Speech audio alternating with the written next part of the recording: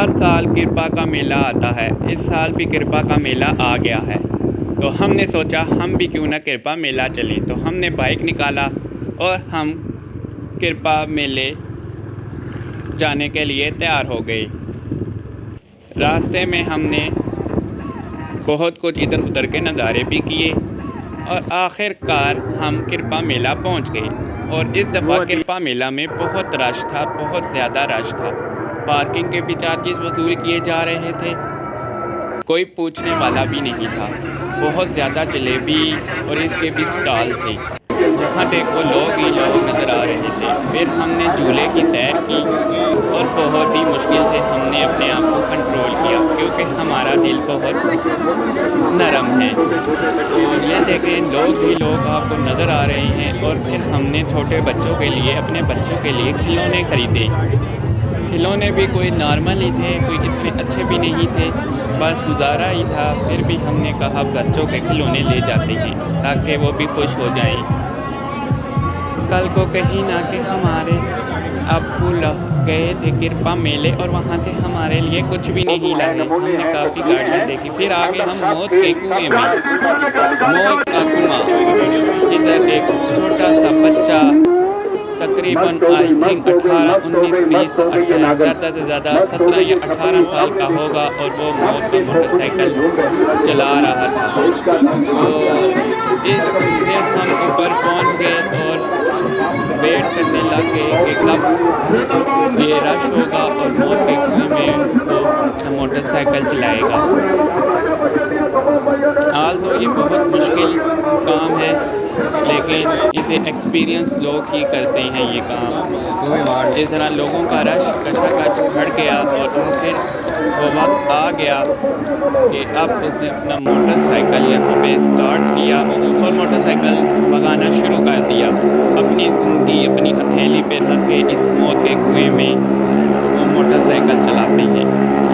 मेरा तो दिल भी बहुत नरम है, मुझे तो खुद बहुत डर लग रहा था ये देखते हुए। और लेकिन उस बंदे की हिम्मत है जो इधर मौत के कुएं में मोटरसाइकिल चला रहा था। 17-18 साल का ये लड़का अपनी पूरी हिम्मत और हौसले के साथ लोगों को लुत्फ़अंदोज़ कर रहा था।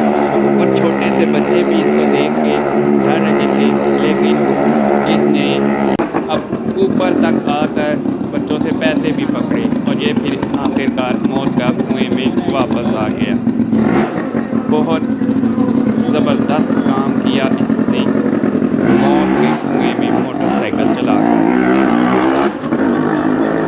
बिल्कुल दोनों हाथ छोड़कर भी इसने मोटरसाइकिल चलाया, एक तरफ बैठ कर भी इसने मोटरसाइकिल चलाया। मौत का कुआं, वाकई ही मौत का कुआं इसको इसलिए कहते हैं क्योंकि हल्की सी गलती हो गई और कान से हाथ हवा ना बैठेगा। हमने बहुत इंजॉय किया यहाँ पर इसमें। और फिर हमने सोचा कि अब इसके बाद अगले राउंड पर जाएं, मतलब अगले किसी जगह पर जाएं और वहाँ पर व्यू लें।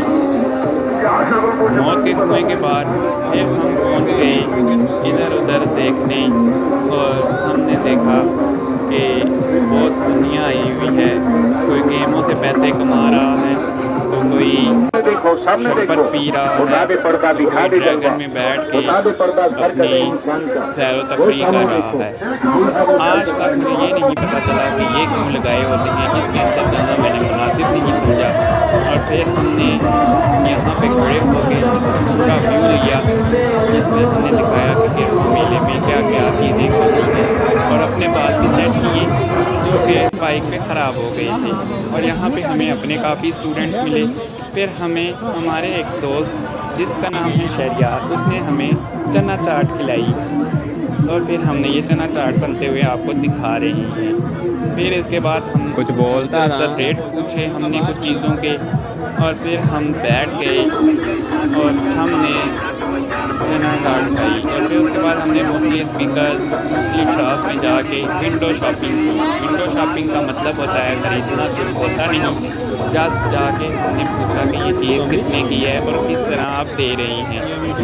खानों का रेट सही तो थे, लेकिन चीज़ें थी बेकार।